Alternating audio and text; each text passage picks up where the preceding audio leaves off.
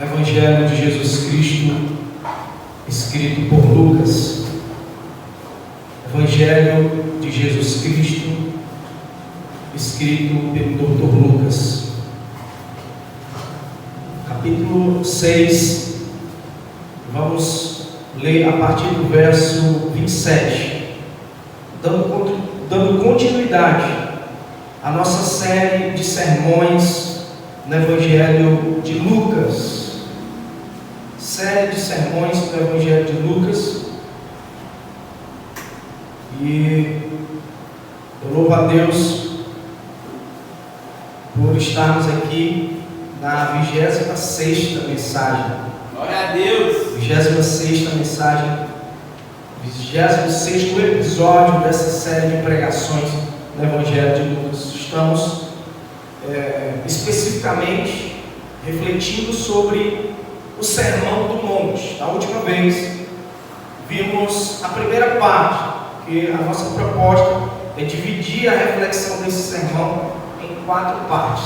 Hoje nós vamos refletir sobre a segunda parte desse sermão. Se Deus nos der graça essa noite, vamos caminhar do verso 27 até o verso 36.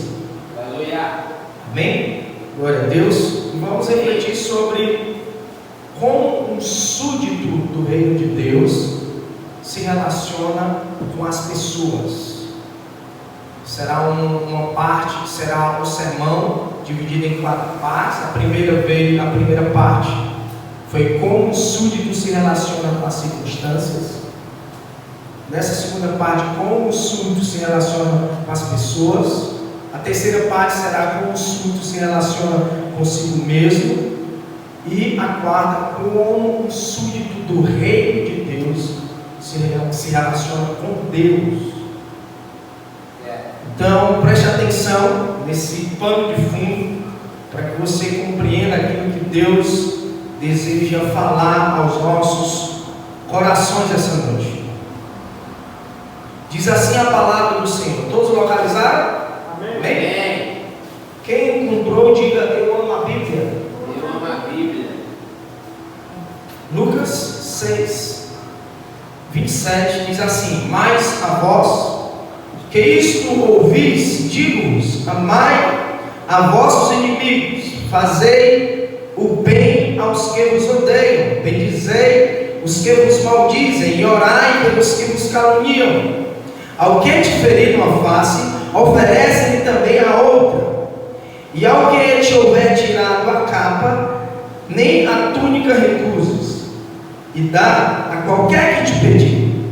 E ao que tomar o que é teu, não lhe torne a pedir. E como vós quereis que os homens vos façam, da mesma forma, da mesma maneira, me fazeis vós também. E se amardes aos que vos amam, que recompensa tereis? Também os pecadores amam aos que os amam. E se fizerdes bem aos que vos fazem bem, que recompensa tereis? Também os pecadores fazem o mesmo. E se emprestardes àqueles a quem esperais tornar a receber, que recompensa tereis? Também os pecadores emprestam aos pecadores, para tornarem a receber outro tanto. Amai, pois, a vossos inimigos, e fazei o bem, e emprestai, sem nada esperardes, e será grande o vosso galardão, e sereis filhos do Altíssimo, porque Ele é benigno até para com os ingratos e maus. Sede, pois, misericordiosos, como também o vosso Pai é misericordioso. Glória a Deus! Que texto maravilhoso! Irmãos e irmãs, o contexto em que Jesus estava inserido, na qual ele expõe esse sermão, era um contexto de muita tensão relacional. O pano de fundo, o contexto da qual Jesus estava inserido em seus dias, era um contexto regado pela rivalidade, pela hostilidade e pelo ódio. O clima estava acirrado naqueles dias. As pessoas viviam em um período de extrema limitação emocional. Tudo isso por conta de uma série de fatores, nas quais eu gostaria de mencionar nessa noite apenas 3. Havia naquele tempo, meu irmão e minha irmã, um contexto de rivalidade, um contexto de tensão política. Sim, havia um contexto político muito forte naquela época. Nós sabemos, já disse isso repetidas vezes, que os judeus eles eram subjugados pelos romanos. O Império Romano era o grande império dominante naquela época. O Império Romano dominava não só a região de Israel, a Judéia, onde o povo de Deus habitava, como todas as nações da terra. E de que forma que ele agia?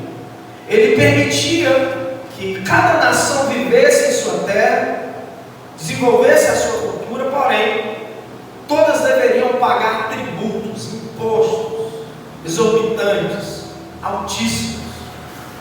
E esse fato de ter que pagar impostos gerava uma certa opressão contra o povo de Deus, principalmente os judeus. Os judeus, eles viviam na ânsia de um dia serem libertos dessa opressão econômica a qual eles eram submetidos.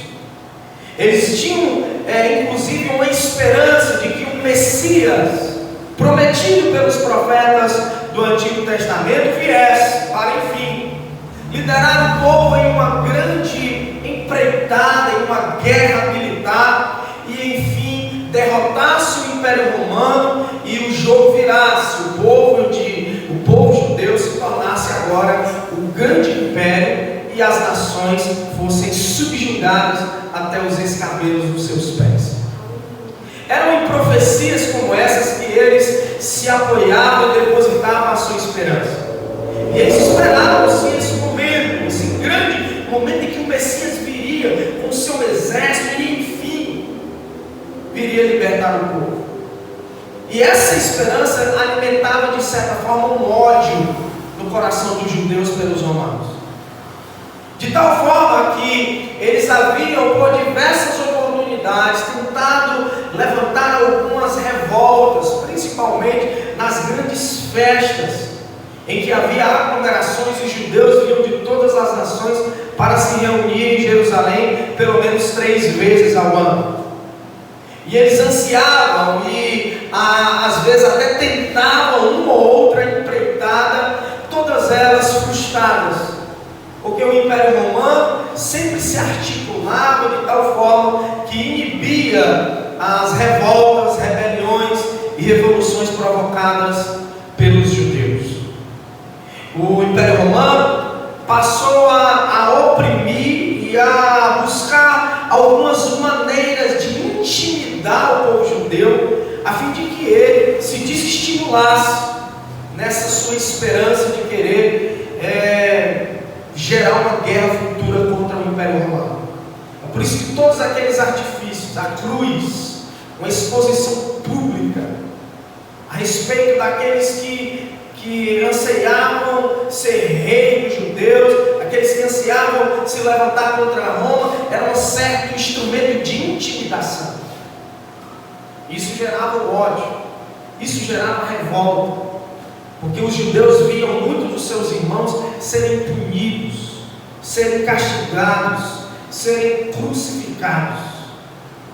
Havia também um outro fator que tornava aqueles dias de muita tensão, dias de muita hostilidade, como também a discussão religiosa. Não existia apenas a discussão política, havia uma discussão religiosa naquele tempo. O povo de Israel havia se dividido no Antigo Testamento em 2 reinos, o reino norte e o reino sul. Aqueles que compõem o reino sul eram chamados de judeus. Aqueles que faziam parte do reino norte eram chamados de samaritanos. A história é grande, mas encurtando a história, judeus e samaritanos não se comunicavam, porque na época dos cativeiros, tanto o cativeiro dos samaritanos que foram levados pelos assírios, quanto o cativeiro babilônico, foi onde que os judeus foram levados. Nesse momento de cativeiro, entre as nações, que as cidades foram saqueadas, o Império Assírio fez com que habitantes conhecidos viessem morar na região do Reino Norte, a fim de corromper a cultura, corromper a religião, e a religião ficou misturada no Reino Norte. Em contrapartida, os judeus permaneceram firmes na sua religião. Os judeus permaneceram firmes, convictos, zelando pela sua religião. E quando eles retornam do cativeiro, enquanto os judeus tinham uma religião sólida, os samaritanos tinham uma religião sincrética. Eles se casaram com mulheres pagãs, eles misturaram a religião com outras religiões, e ficou um negócio desmantelado de tal forma que os judeus passaram a não se comunicar mais com os samaritanos, porque consideravam eles impuros, consideravam eles israelitas de baixo escalão. O clima foi acirrando quando os samaritanos resolveram construir um templo lá no Monte Gerizim, e ali eles passaram a dizer para as suas gerações futuras que naquele templo era o local onde Deus deveria ser adorado. Em contrapartida, os judeus diziam que em Jerusalém é que Deus deveria ser adorado. Então havia uma rivalidade religiosa, principalmente no quesito adoração. É por isso que você vai ver em João 4 aquela discussão entre Jesus e a mulher samaritana, que dizia que os seus pais haviam dito que Deus deveria ser adorado no Monte Gerizim, e os judeus diziam que Deus deveria ser adorado em Jerusalém. Então ela vai perguntar para Jesus onde Deus deve ser adorado, e Jesus vai responder para ela que vem a hora em que nem somente no Monte Gerizim ou em Jerusalém Deus deveria ser adorado, mas os verdadeiros adoradores adorariam ao Pai em espírito e em verdade. Glória a Deus. É nesse contexto que surge essa discussão. Mas o ódio era alimentado entre ambos. Os judeus consideravam os samaritanos como combustível para o inferno. Consideravam os samaritanos como pessoas da pior espécie. Se um judeu resolvesse se casar com uma samaritana, se um judeu resolvesse se casar com uma samaritana, ele era expulso de casa e não era considerado mais judeu. Meu Deus. A rivalidade era grande. E eu quero trazer esse pano de fundo, eu quero trazer esse contexto para que você entenda o porquê dessa segunda parte que Jesus fala a respeito das relações.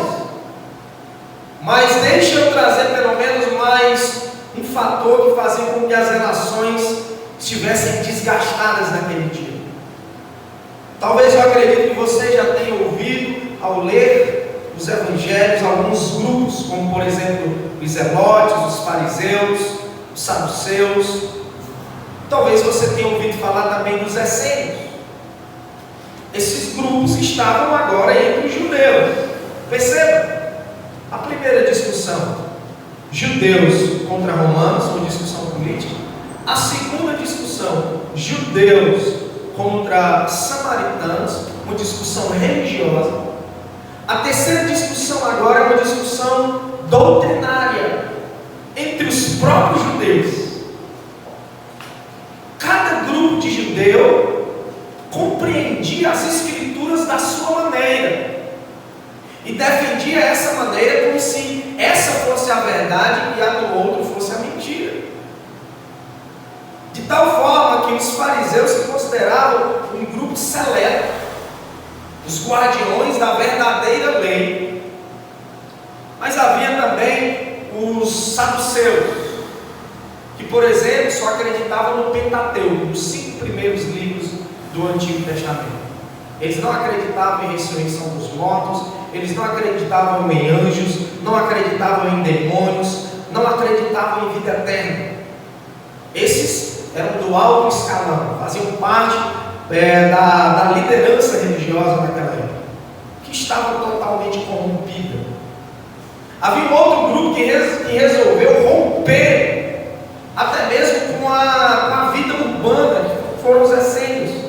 Eles acreditavam que toda Jerusalém estava contaminada e resolveram se isolar nos desertos, para que ali eles tivessem uma refeição, uma alimentação específica e se purificassem de todas as impurezas que existiam naquele tempo.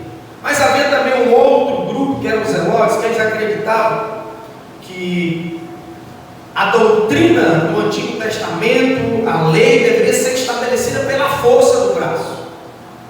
Então eles que eram aqueles que lideravam as pequenas revoltas contra o Império Romano. Jesus chega, meus irmãos e minhas irmãs, nesse cenário de guerra, de caos, de tensão. Mas deixa eu dizer algo para você. Nós hoje também vivemos dias semelhantes. Uau! Da mesma maneira que aquelas pessoas daquela época viviam uma discussão política, judeus versus romanos, quem deveria ser o grande império, hoje nós vivemos uma discussão não apenas nacional, mas global, de quem deve ser o governo ideal para governar as nações. Por exemplo, no Brasil nós temos uma discussão, não só no Brasil como no mundo, com relação ao governo de direita e ao governo de esquerda. E essa questão, de certa forma, desgasta as relações, sim ou não? Desgasta. Nós vemos hoje, por exemplo, famílias se destruindo por causa dessa discussão política dos dias de hoje. Nós vemos hoje casamentos, nós vemos hoje o clima acirrado nas redes sociais por conta de discussão política. É verdade. Quantos amigos deixaram de ser amigos por conta que votou em fulano de tal, e por conta que o seu amigo agora é de partido tal, é presidente tal, e aí fica aquela discussão, fica aquela briga, aquela confusão, não há mais saúde nos relacionamentos por conta de uma tensão política que nós estamos vivendo nos nossos dias. Mas a nossa discussão não é apenas política, assim como naquele tempo nós vivemos também um clima de tensão religiosa. Há tempos atrás havia uma grande discussão entre evangélicos e católicos.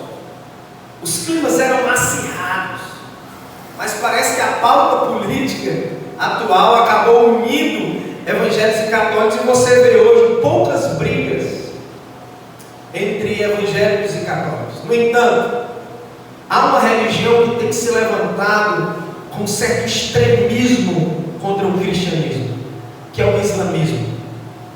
E você tem visto no noticiário que eles acabam tirando a vida daqueles que professam a fé cristã. Os islamistas fazem inclusive vídeos, decapitando cristãos. O clima de ódio está espalhado pela Europa e pela Ásia. Graças a Deus, no Brasil, essa praga dessa intolerância religiosa ainda não chegou. Mas a tendência é que um dia chegue aqui também. Assim como os judeus eram rivais dos samaritanos, hoje nós vemos uma rivalidade entre cristianismo e islamismo muito grande. Mas o terceiro fator que eu mencionei naquela época também se assemelha ao dos nossos dias.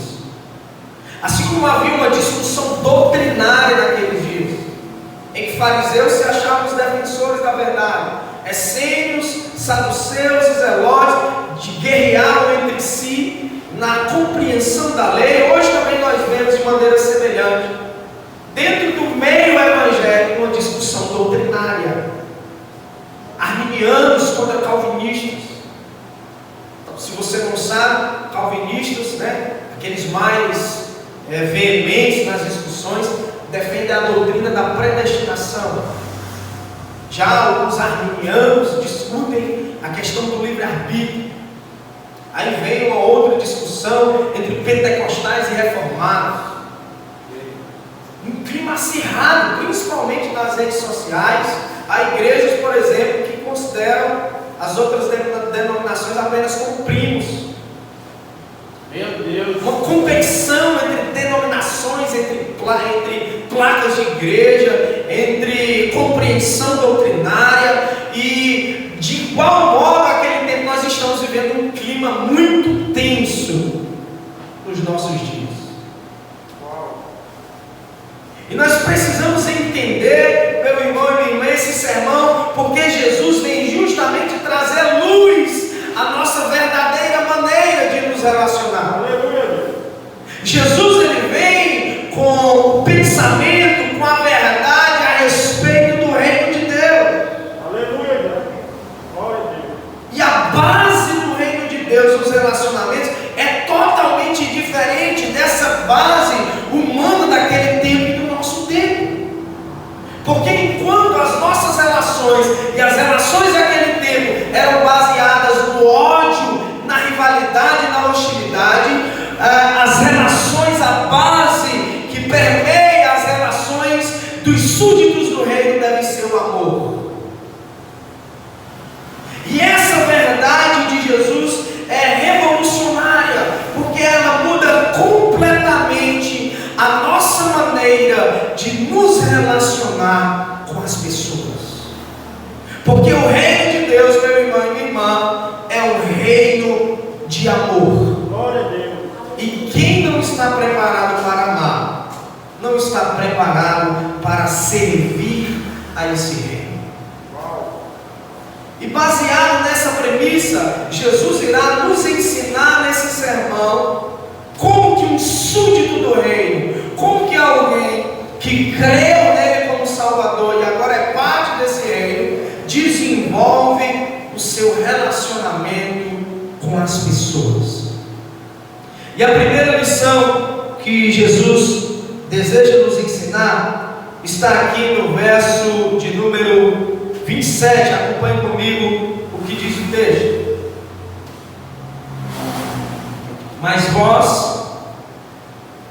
a vós que isto ouvis, digo: amai a vossos inimigos, fazei o bem aos que vos odeiam, bendizei os que vos maldizem, orai pelos que vos caluniam, ao que te ferir uma face oferece também a outra, e ao que houver tirado a capa nem a túnica recuses. Jesus está aqui enumerando uma série de situações em que nós, como súditos do reino, iremos nos deparar. Situações essas de ataques contra nós, em que nós devemos reagir da maneira correta pela qual Ele está nos advertindo, nos ensinando aqui. Porque nós precisamos entender, irmãos e irmãs, que um súdito do reino é chamado para ser luz do mundo e sal da terra. E deixa eu dizer uma coisa para você: ser luz e ser sal muitas das vezes incomoda. E as pessoas irão se incomodar. É verdade. Porque onde a luz chega, ela denuncia o que está errado. Meu Deus. Quando você acende a luz da sua despensa, é rato e barata correndo para todo lado, porque eles não suportam a luz. Quando você coloca sal em determinado alimento, ele vai dar sabor, mas em determinados alimentos o sal vai incomodar. E da mesma forma, o súdito do reino, ele vai andar na contramão desse mundo, principalmente com relação às situações da vida que nós aprendemos na mensagem passada, na mensagem anterior, na primeira parte. E essa nossa maneira de viver, ela vai incomodar muitas pessoas, e muitas pessoas irão nos atacar. Meu Deus. Muitas pessoas irão atacar você. Deixa eu dizer uma coisa para você: nós não podemos controlar o ataque das pessoas, eles vão vir. mas nós podemos controlar a nossa maneira de reagir a elas. O ataque não está sob o nosso poder, mas a maneira de reagir cabe a mim e a você como um súdito do reino de Deus. Mas de que forma, irmão Alberto Júnior, nós devemos reagir a essas pessoas? É esse o primeiro ponto.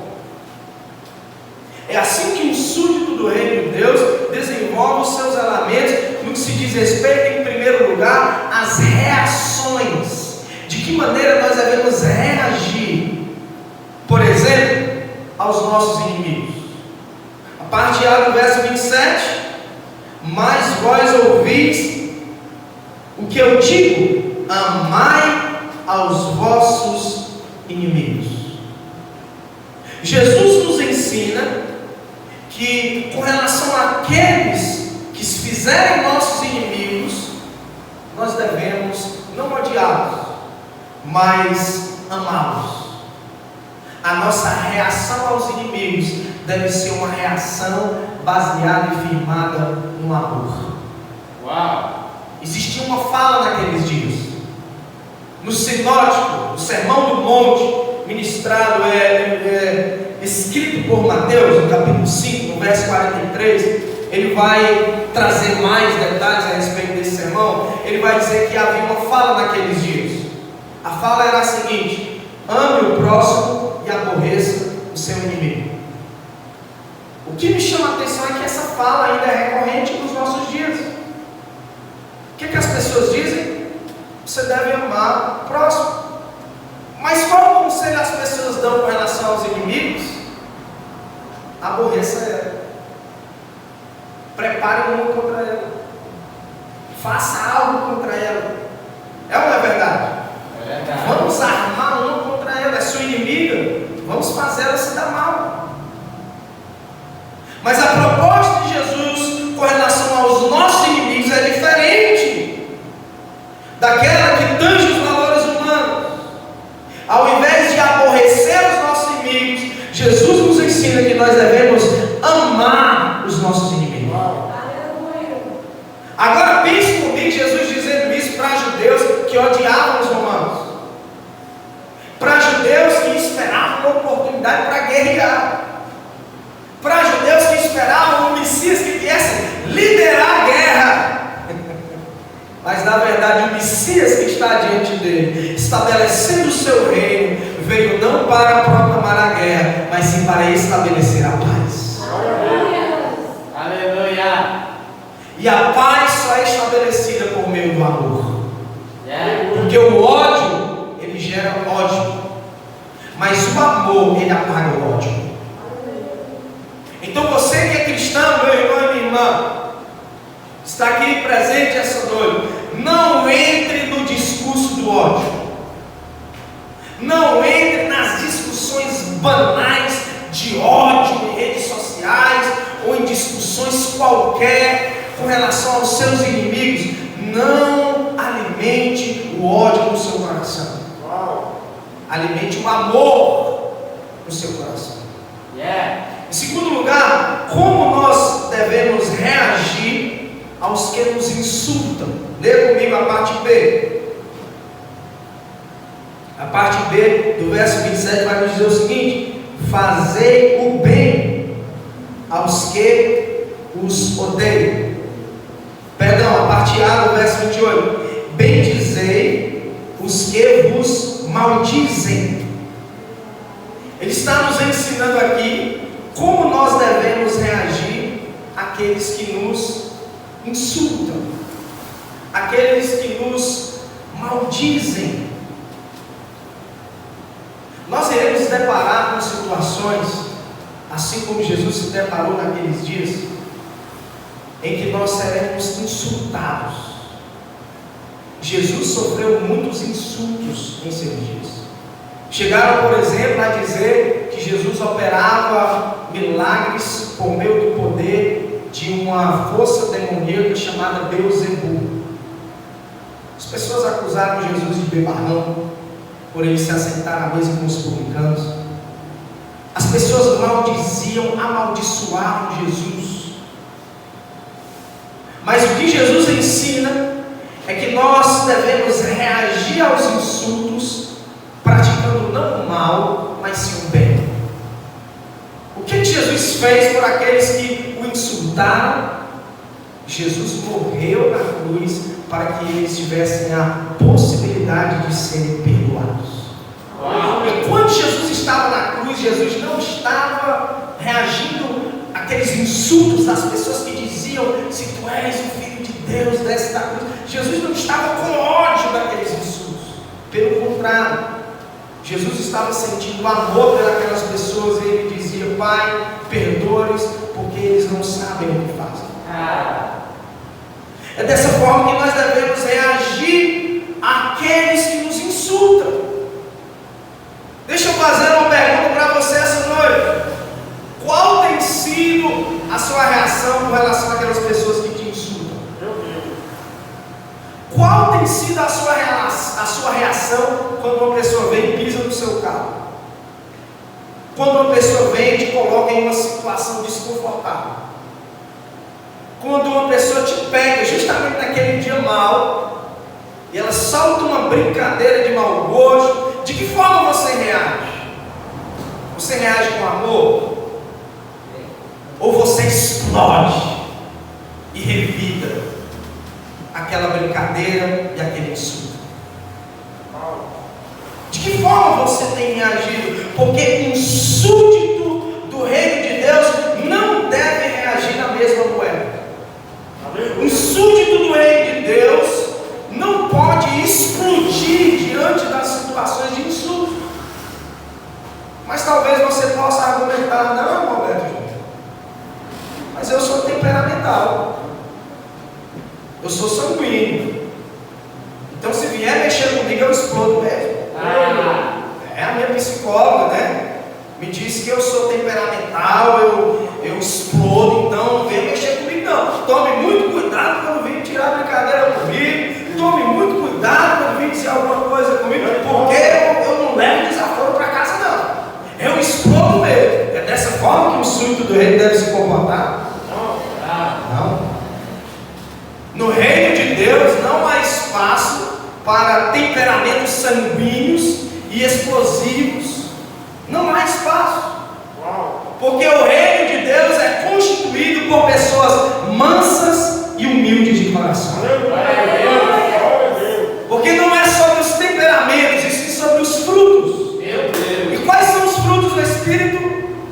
Gálatas 5, verso 22 e 23 vai nos dizer os frutos do Espírito: amor, benignidade, mansidão, domínio próprio.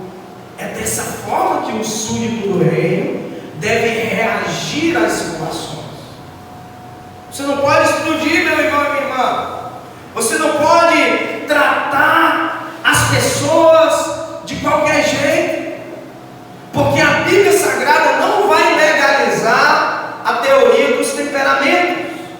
Pelo contrário, a Bíblia Sagrada ela vai tratar o seu temperamento e fazer com que o Espírito de Deus produza os frutos dignos de arrependimento, assim, a fim de que você possa reagir às pessoas não com o mal, mas sim com o bem.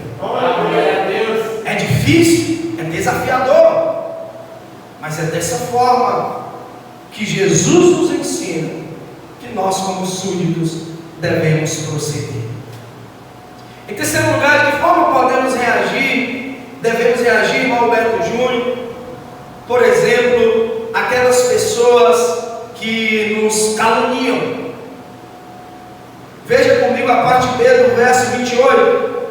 Orai pelos que vos caluniam. O que é a calúnia? A calúnia é você falar que a pessoa fez algo que ela não fez. É você levantar um falso testemunho contra alguém. É você chegar para alguém, tendo ouvido as as 3 secretárias do diabo. Meu Deus. Quem são as 3 secretárias do diabo? Me disseram, me falaram, me contaram. As 3 secretárias do diabo. Rapaz, me disseram, me falaram, me contaram isso que eu sei. 6 coisas Deus detesta e a 7ª ele abomina, o semeador de contendas. Então, o semeador de contendas, ele é o precursor desse movimento que faz com que a calúnia chegue e gere o ódio de um irmão contra outro irmão. O que eu devo fazer, irmão Roberto? O que as pessoas fazem geralmente quando vem a calúnia? Quando você é vítima de uma calúnia, eu vou lá falar com essa pessoa. Sair não vai fazer assim, não. Eu vou lá tomar satisfação, vou na casa dela e agora. Ela vai ter que provar isso aí. Vamos lá, vou cutucar aqui, vou tomar. É desse jeito que um súdito do rei deve proceder, deve reagir quando é caluniado, quando as pessoas falam mal dele. Não é dessa forma. O que você deve fazer? O que a Bíblia vai dizer? Você deve orar pelos que ele calunia. A sua primeira reação diante de uma calúnia não deve ser a satisfação, e sim a oração. Uau. As secretárias do diabo chegaram para você dizendo, me falaram, me contaram, me disseram, diga assim, irmã, vamos orar por ela, porque ela está levantando a calúnia. Essa deve ser a nossa reação. E não se engane, você será vítima de muitas calúnias. Já tem uma certa caminhada no Evangelho, meu irmão e minha irmã, e quantas calúnias eu fui vítima. Quantos sapos eu tive que engolir, quantas areias grossas eu tive que engolir a seco. Por cerveja? Não, por ser súdito do rei. Eu sou súdito ao reino que é regido por normas que trazem esse comportamento, essa maneira de se portar diante das calúnias. Diante das calúnias, diante dos maus falatórios, nós devemos orar. Esse que o glória a Deus está diminuindo o volume de hoje, né? O Alberto de hoje está pegando pesado. Glória a Deus. Se estiver doente, diga ai, aleluia. Mas receba aquilo que a palavra de Deus está dizendo, meu irmão e minha irmã. Glória a Deus. O Alberto não é fulano de tal igreja, faz desse jeito. Meu irmão, você está falando de uma pessoa de tal igreja, mas uma pessoa do reino, ela age diferente. Não é sobre fulano, cicrano, é sobre o reino. Você faz parte do reino? Quem é que faz parte do reino? Eu faço. Então é dessa forma que nós devemos nos portar. Em quarto lugar, como nós devemos reagir aos que nos ferem. Aqui é que está um negócio difícil. Verso 29, parte A, acompanhe comigo. Aos que te ferirem numa face, ofereça também a outra. Meu Deus. E agora? Irmão Alberto? O que Jesus está querendo dizer aqui? Jesus está sendo a favor do masoquismo? Jesus está sendo a favor da violência? Não. Não é isso que o texto quer dizer. É por isso que nós não devemos ler a Bíblia no sentido literal, com as nossas próprias opiniões, senão nós iremos entrar à beira de heresias. Meu Deus. Precisamos entender que Jesus está falando isso não para nós, mas à luz do seu contexto, para que à luz do seu contexto nós venhamos trazer para o nosso. Qual era o contexto aqui? Um contexto de perseguição religiosa. O que fizeram com Jesus? Feriram a cara dele, açoitaram ele. Esse era o contexto daquela época. O que fizeram com os apóstolos? A quem foi interessado esses evangelhos? Foram decapitados, perseguidos. O que Jesus está falando aqui, meu irmão e minha irmã, é a respeito das nossas disposições diante das perseguições religiosas. Diante de uma perseguição religiosa, o que deve reger as nossas reações não é o rancor, e sim o amor. Eu devo estar preparado para me entregar em sacrifício e não para me armar e lutar medindo forças com o mal. Uau! É sobre isso que Jesus está dizendo aqui. Justamente para desarmar o Pedro, que estava armado e cortou a orelha de Malco, para desarmar os zelotes que queriam propor uma guerra. Jesus não veio para propor guerra. O reino de Deus não consiste em você esperar o anticristo armado de bazuca, de metralhadora, a igreja montar o exército. Não consiste nisso. O reino de Deus consiste justamente em, se possível, você ter que morrer pelo Evangelho. Jesus está querendo nos ensinar aqui, meu irmão e minha irmã, é que eu e você devemos estar preparados para a perseguição e não resistir a ela. Porque ela está apontando para um fim. E o fim é justamente o retorno glorioso de Jesus, que irá vencer de uma vez por todas o império das trevas, o anticristo e todas as forças do mal. E enfim, nós iremos viver literalmente esse reino espiritual que nós estamos nos propondo a viver segundo a vontade de Deus. A parte B do verso 29 vai falar a respeito de uma outra forma de reação. Como nós devemos reagir àqueles que nos oprimem. Veja o que diz o texto: e ao que te houver tirado a capa, nem a túnica recuses. É um contexto de opressão religiosa. Eles estão não apenas ferindo, mas extraindo das pessoas seus bens materiais.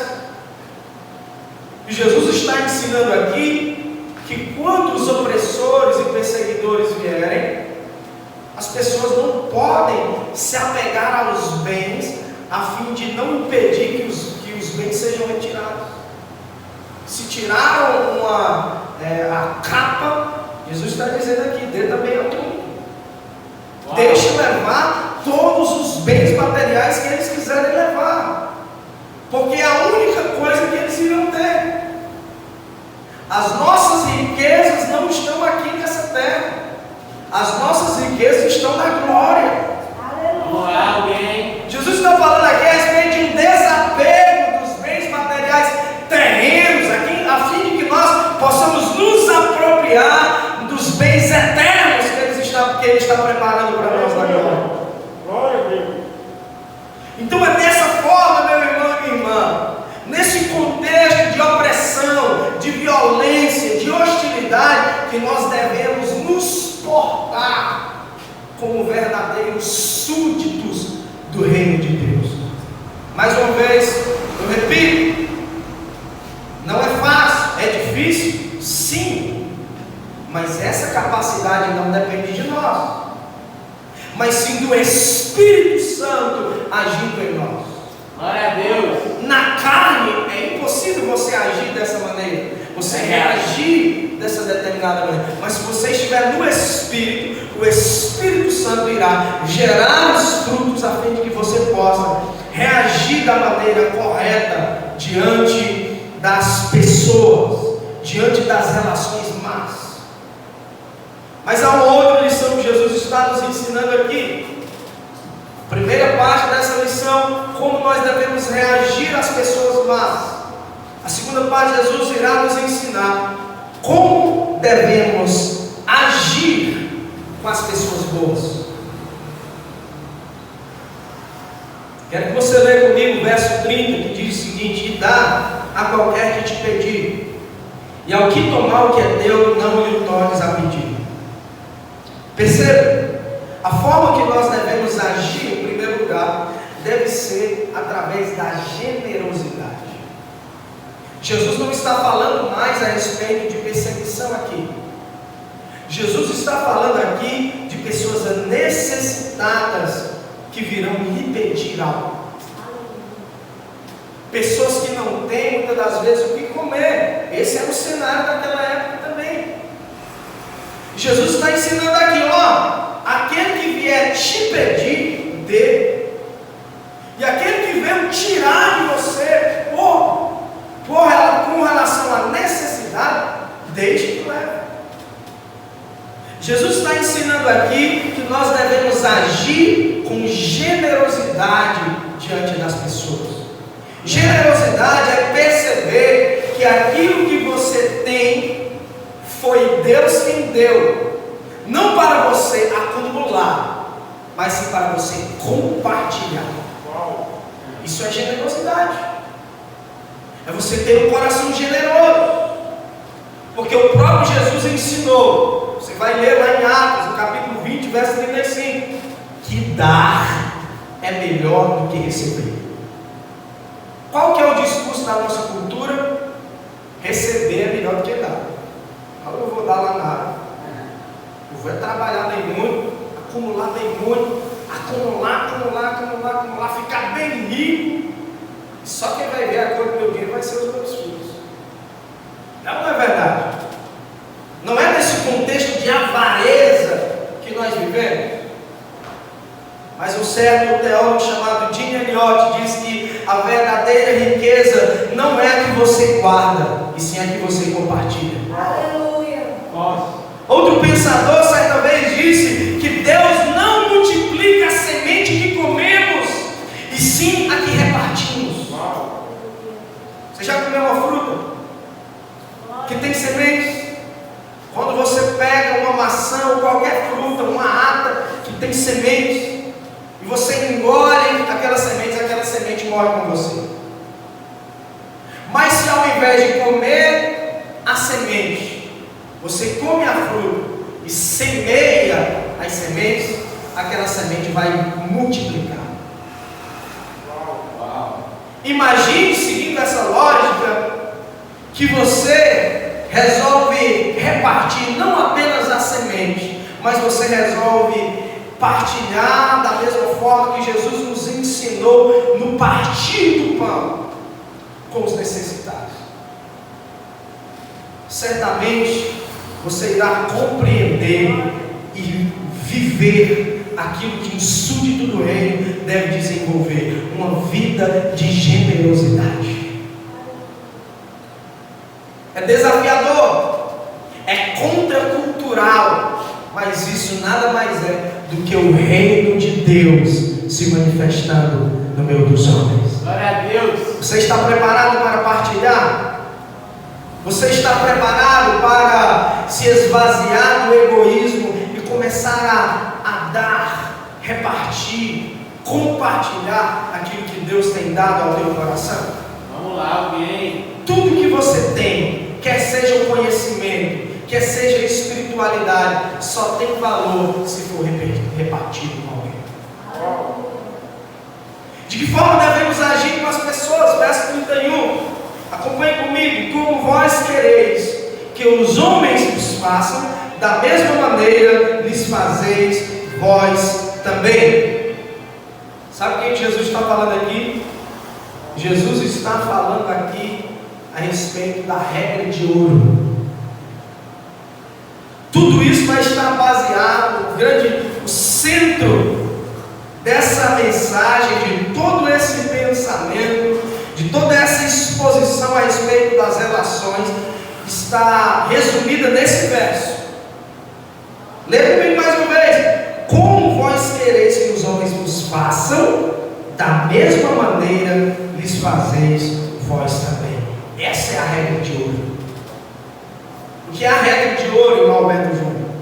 Os pensadores antigos desenvolveram o seguinte ditado. Os pensadores Platão, Aristóteles, até mesmo rabinos judeus, como o rabino Hillel, eles costumavam dizer o seguinte: eles costumavam dizer, não faça com os outros aquilo que você não quer que faça com você. Uau. Esse ditado é tão forte que ele, ainda nos dias de hoje, ele permanece recorrente. nunca ouviu isso? Todos aqui já ouviram isso. Alguma vez a sua mãe, sua avó, seu professor chegou para você e disse: não faça com os outros aquilo que você não gostaria de ser feito com você. É ou não é verdade? Já ouviram esse ditado? Verdade. Esse ditado ele tem essas raízes da antiguidade, mas só que ele está formatado, configurado de uma maneira negativa. Não faça, não faça. Jesus ele muda completamente esse discurso, trazendo ele do campo da negatividade para o campo da positividade. Quando os pensadores diziam não faça, Jesus ele vai dizer faça. Faça o quê? Faça com os outros aquilo que você gostaria que fizesse com você. Glória a Deus. E isso muda completamente as nossas relações com as pessoas. Essa é a grande regra de ouro, que nós não devemos simplesmente nos omitir de fazer o que é mal. Vou dar uma pausa aqui enquanto o trem passa. Amém. Vamos lá.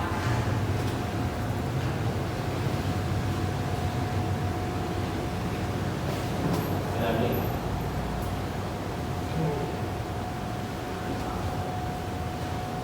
Essa é a regra de ouro, meu irmão e minha irmã, a regra da empatia. O que é empatia? É você se colocar na posição do outro. Yeah. Você gostaria que uma pessoa viesse fazer o mal contra você? Não. Você gostaria que uma pessoa viesse para você fazendo coisas boas, fazendo o bem? Chegasse para você, percebesse que você está com alguma dificuldade, fizesse o bem a você, lhe ajudasse em algo, compartilhasse algo com você? Você gostaria? Sim. Então, se você gostaria, faça da mesma forma com os outros. Glória a Deus. É dessa forma que o súdito do reino de Deus deve agir com as pessoas. Ele não precisa esperar a situação. Ele não precisa esperar a solicitação, o pedido, a súplica. Não. Você precisa ter proatividade e agir, se antecipar, fazendo o bem às pessoas. Yeah. Principalmente nesses dias que estamos vivendo. Quantas pessoas estão precisando de uma palavra amiga? Quantas pessoas estão precisando até mesmo de uma cesta básica? Você vai esperar aquelas pessoas que pedirem? O que você gostaria que fosse feito a você se você estivesse na condição de vítima dessa situação? É óbvio que você gostaria que alguém chegasse na sua casa com uma bênção sobre a sua vida. Então seja um súdito do reino de Deus. Seja um abençoador. Faça o bem às pessoas que você gostaria que fosse feito a você. Glória a Deus. É dessa forma que um súdito do reino deve agir com relação às pessoas. Em terceiro lugar, a terceira lição de Jesus: como nós devemos agir, qual a intensidade da nossa ação, qual a forma da nossa ação. Eu e você, em terceiro lugar, como súditos do reino, devemos agir de maneira excelente. Acompanhe comigo o que diz o verso 32: se amardes aos que vos amam, que recompensa tereis? Também os pecadores amam os que os amam. E se fizerdes bem aos que vos fazem o bem, que recompensa tereis? Também os pecadores fazem o mesmo. Jesus está nos ensinando aqui que as nossas ações devem ser excelentes, devem ser superiores às ações dos pecadores. Os pecadores também fazem o bem. Você vai ver pecadores fazendo o bem, fazendo caridade, fazendo alguma coisa, só que eles fazem o bem somente aqueles que lhe fazem o bem. Eles amam somente aqueles que lhe amam, ou seja, os pecadores agem de maneira normal, de maneira boa. Mas eu e você devemos agir de maneira mais excelente, mais suprema, mais elevada, de que forma nós iremos nos diferenciar? Fazendo o bem a só quem nos faz o bem? Não. Porque se eu faço o bem só a quem me faz o bem, eu vou me igualar aos pecadores. Além de fazer o bem a quem me faz o bem, nós, como súditos do reino de Deus, devemos fazer principalmente o bem àqueles que nos fazem o mal. Aleluia. Isso é agir de maneira suprema. Isso é agir de maneira excelente.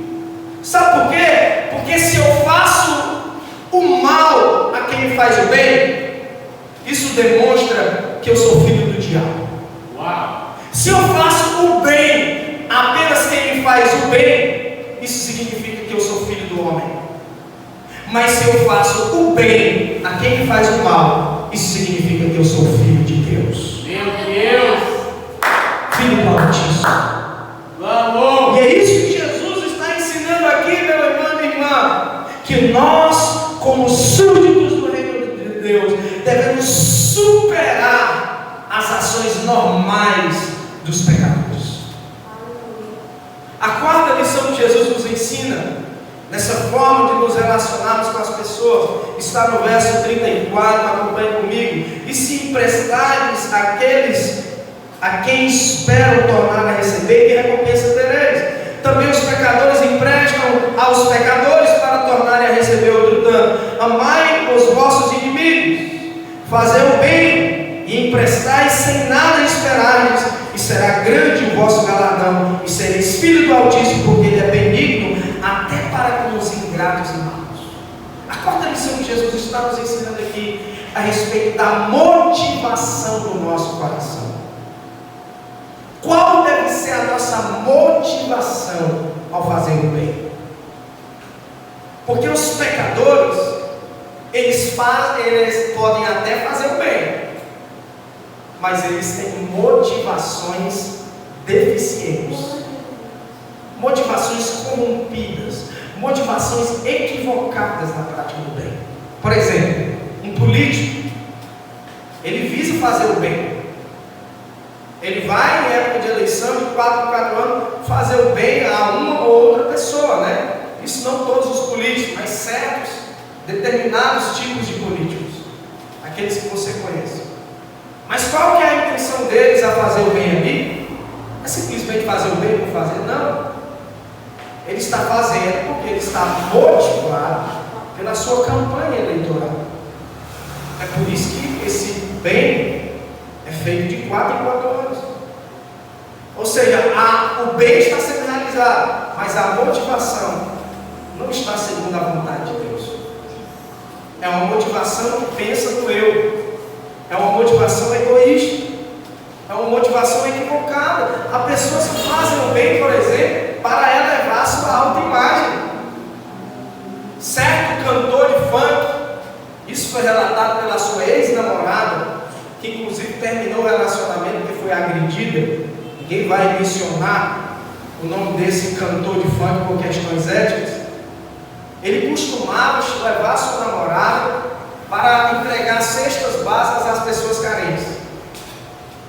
Mas depois que ele entregava essas cestas básicas no carro, segundo ela, ele começava a falar mal daquelas pessoas. Que eles eram fedorentos, que eles eram pessoas mal educadas. E ela certo dia perguntou para ele: então por que você ainda ajuda eles?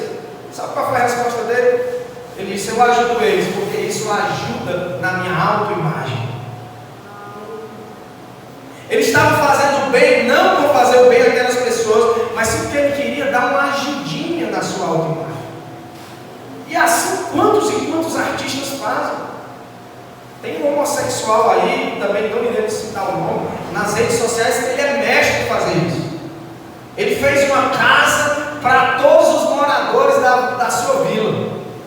Ele para no trânsito e quando ele vê alguém pedindo esmola, ele dá dinheiro para a pessoa e ele faz tudo isso filmando, mostrando, tocando trombeta.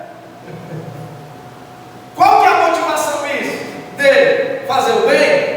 Aí o crente que está lá assistindo, olha como ele é uma boa pessoa. Ele é homossexual, mas ele é do bem. Ele é uma boa pessoa. Eu acho que Deus não vai levar em consideração esse pecado. Ele vai pensando que Deus não vai levar. Pelo contrário, Deus está acumulando os pecados, porque até o bem está sendo feito com a motivação errada. Romanos 14, 23 diz que tudo que eu faço que não é pela fé é pecado. Meu Deus. Ou seja, até o bem que eu faço com a motivação errada se torna pecado. O que a Bíblia diz em Mateus, no capítulo 6, verso 1 ao 4, que se você for fazer o bem, você não deve tocar a trombeta, porque isso é hipocrisia.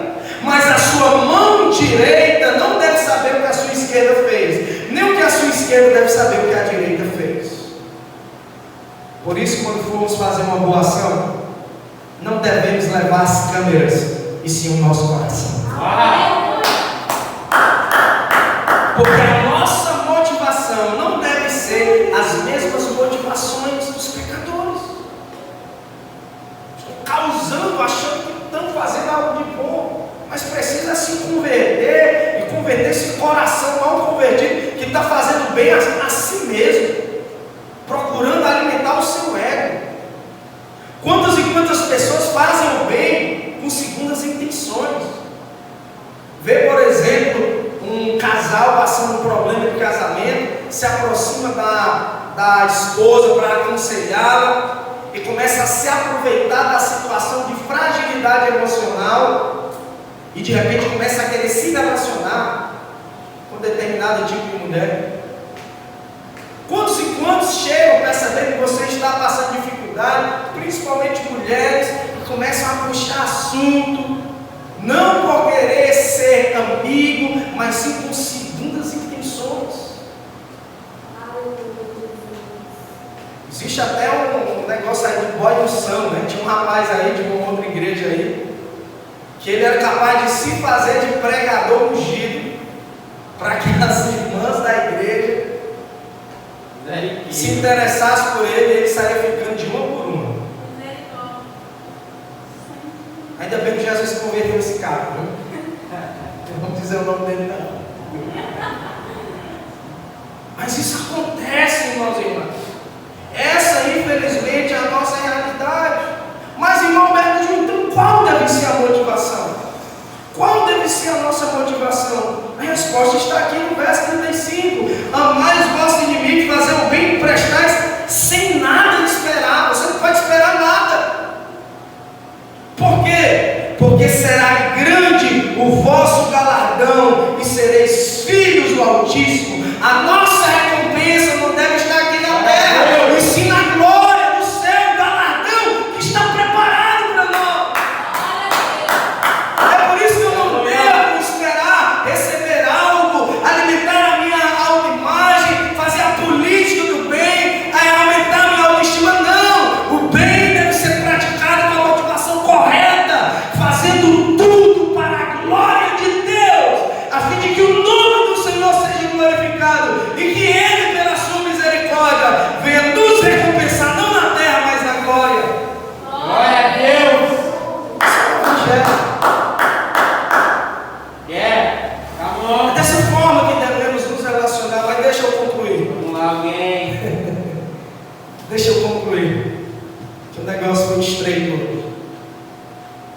Deixa eu concluir, que o parafuso já foi acochado demais.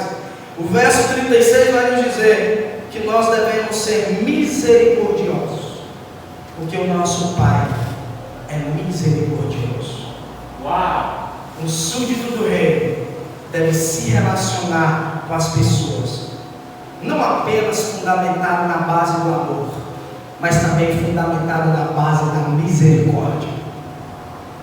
E misericórdia, na língua hebraica, é o termo resed, que significa útero.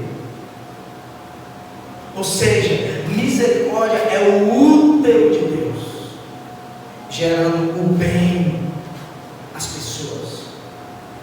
E quando nós somos misericordiosos, isso significa que agora nós, como filhos do Altíssimo, também temos um útero para gerar o bem. Uau. As pessoas misericordiosas no reino de Deus são aquelas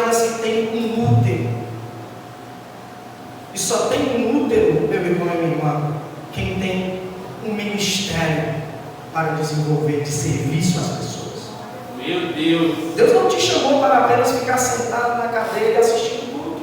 Não. Deus te chamou para gerar. Deus chamou para ser misericordioso. Você precisa ter um útero e gerar algo da parte de Deus às pessoas. Deus te chamou não apenas para ser uma bênção, mas sobretudo para ser um abençoador. Esse é o propósito de Deus para nós. É dessa forma que devemos tratar as pessoas. É dessa forma que nós devemos reagir diante das pessoas. Vamos orar? Se coloque de pé. Deixa eu orar pela sua vida essa noite.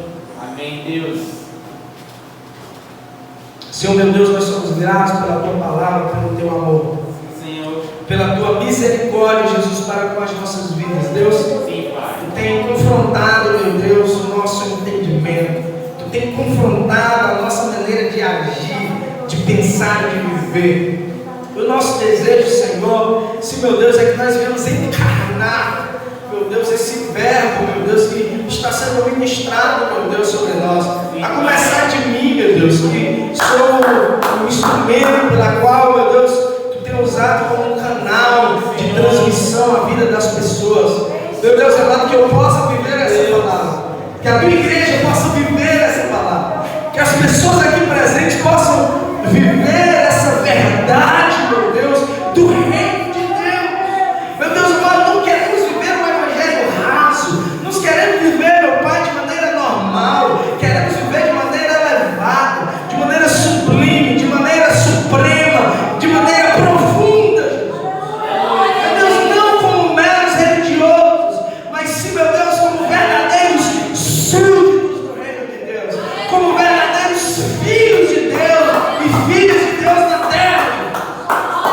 Assim nos ajuda com o poder do teu Espírito Santo, a fim, meu Pai, de que possamos, meu Pai, fazer o bem com a motivação correta, amar as pessoas da forma correta, para a honra e para a glória do teu nome. Nós te oramos e te agradecemos, e quem crê, diga amém. Amém. Que a graça do Senhor Jesus, o amor de Deus, a comunhão e a consolação do Espírito Santo repouse sobre a tua vida, e quem crê, diga amém. Amém. Deus abençoe a tua vida. Até domingo, para a glória de Deus.